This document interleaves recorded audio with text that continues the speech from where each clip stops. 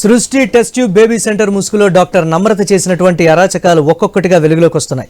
పబ్లిక్గా జనాన్ని దోచుకుంటూ ఉంటే అధికారులకు ఎందుకు కనిపించడం లేదనే అనుమానాలు వినిపిస్తున్నాయి.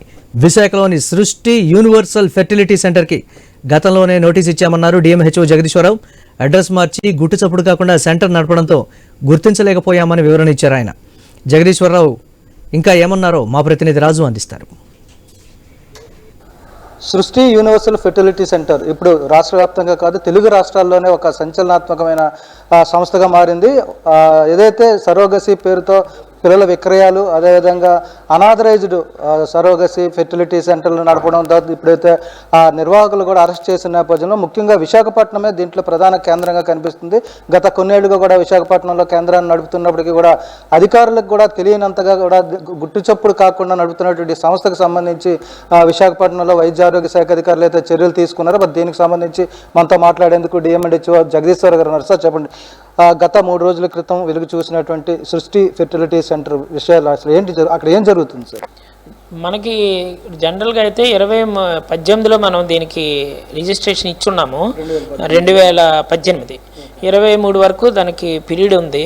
అయితే వాళ్ళు 2023 ఒక 6 months బ్యాక్ అనుకుంటాను అప్పుడు వచ్చి ఇలాగా మేము వేరే బిల్డింగ్కి షిఫ్ట్ చేస్తాం అనుకుంటున్నాము, కాబట్టి మాకు రెన్యువల్ కానీ రిజిస్ట్రేషన్స్ కానీ ఓల్డ్ బిల్డింగ్ మీరు ఆల్రెడీ ఎగ్జిస్టింగ్ బిల్డింగ్ అయితే ఇస్తారు, కానీ కొత్తగా కన్స్ట్రక్షన్ అయ్యి పూర్తిగా ఏదైనా అయిన తర్వాత వాటికి సంబంధించిన రొటీన్ ప్రొసీజర్లో కొత్తగా పెట్టుకోవాలని చెప్పడం జరిగింది. వాళ్ళు రాలేదు.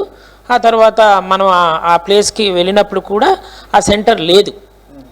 ఆ తర్వాత మొన్న శనివారం మన వెలుగులోకి వచ్చిన ధర్మిల మనం ఆ సెంటర్కి వెళ్ళడం జరిగింది. అప్పటికే తాళాలు వేసేసి ఉన్నాయి, పైన 2 floors. అసలు అది కన్స్ట్రక్షన్ అవుతున్న బిల్డింగు టోటల్ దానికి ఒక ఒక బోర్డు కానీ ఏమీ పెట్టకుండా 2023 తర్వాత మీరు కన్సల్ట్ చేసిన తర్వాత మీరు పాత బిల్డింగ్కే ఇస్తాము అని చెప్పి అన్నారు. ఆ తర్వాత మిమ్మల్ని కన్సల్ట్ చేయలేదు. మనం మామూలు విజిట్కి వెళ్తే అక్కడ లేదు అంటే వాళ్ళు తీసేశారనే మనం అనుకోవాలి. తర్వాత ఈ బిల్డింగ్లో చేస్తున్నట్టు కానీ లేకపోతే ఈ బిల్డింగ్లో మనకి లైసెన్స్ ఇమ్మని కానీ వాళ్ళు అసలు ఏమీ పెట్టుకోలేదు. దానివల్ల మనకి ఇది వెలుగులోకి రాలేదు. మొన్న దీనికి తెలిసిన తర్వాత వెలుగులోకి వచ్చిన తర్వాత మనము వెళ్ళి చూస్తే అసలు ఈ సెంటర్ 2023తోనే మనకి లేదని చెప్పి మనకు నిర్ధారణ అయ్యింది. నేను వెంటనే షోకాజ్ నోటీస్ ఇద్దామని చూసేటప్పటికి ఎవరు కూడా లేరు, తాళాలు వేసేసి ఉన్నాయి.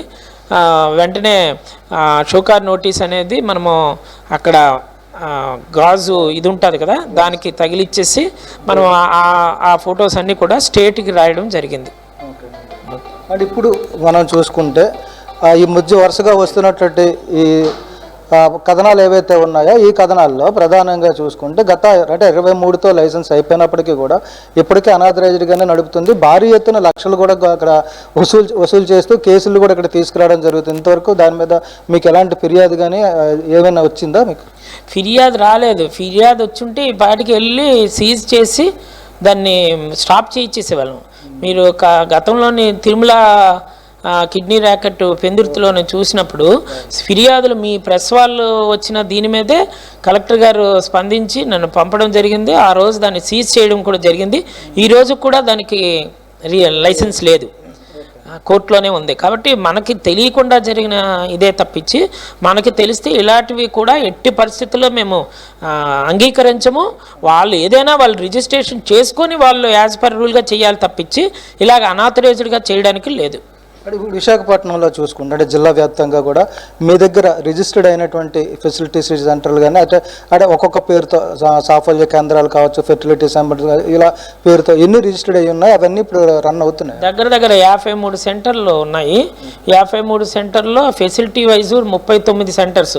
ఎందుకంటే L1 L2 banks and surrogacy ఉంటాయి కాబట్టి L2 ఉన్న వాటిల్లో కంపల్సరీ బ్యాంకు అవి ఉండడము, అలాగే L2 మళ్ళీ సరోగసి ఉండడము, ఇలాగ లెక్కలు తీసుకుంటే ఒక 39 ఫెసిలిటీస్ ఉంటాయి.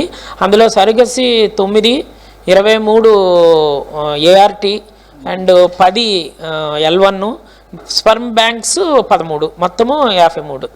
ఇది మొత్తంగా చూసుకుంటే ఏదైతే సృష్టి ఫెర్టిలిటీ సెంటర్ ఏదైతే ఉందో ఇది ఒక రకంగా చూసుకుంటే అడ్డదారుల్లో అక్రమాల్లో పూర్తిగా కూడా నిబంధనలకు విరుద్ధంగా ఎలాంటి అనుమతులు లేకుండా కూడా ఫెర్టిలిటీ సెంటర్ నడపడమే కాదు, అందులో ఒక నేరపూరితమైనటువంటి ఉద్దేశంతోనే అక్కడికి వచ్చేటువంటి అంటే అటు చెన్నై కావచ్చు, తమిళనాడు కావచ్చు, ఒరిస్సా కావచ్చు, విజయవాడలో ఎవరు ఈ ఫెర్టిలిటీ సెంటర్ని సంప్రదించినా కూడా అందులో ఈ డాక్టర్ నమ్రత ప్రధాన సూత్రధారి ఎవరైతే ఉన్నారో డాక్టర్ నమ్రతని సంప్రదించిన తర్వాత వాళ్ళందరినీ కూడా విశాఖ కేంద్రంగానే వాళ్ళని తీసుకొచ్చి ఇక్కడే ఇవి ఫెర్టిలిటీ సెంటర్లో గర్భధారణ చేయించడం కావచ్చు, సరోగసి అసలు ముఖ్యంగా సరోగసి చేయాలంటేనే ప్రభుత్వం అనుమతి ఉండాలి. కానీ అలాంటి అనుమతులు కూడా లేకుండా ఆ దంపతులను మోసం చేసి వాళ్ళ దగ్గర లక్షలు కొల్లగొట్టి వాళ్ళని మోసం చేసి సరోగసి పేరుతో బిడ్డలు కూడా ఇస్తున్న సందర్భాలు వెలుగు చూస్తున్నాయి. మరోవైపు విశాఖ కేంద్రంగానే ఎటువంటి బోర్డులు లేకుండా అనుమతులు లేకుండా ఒక కొత్త భవనంలో అయితే గతంలో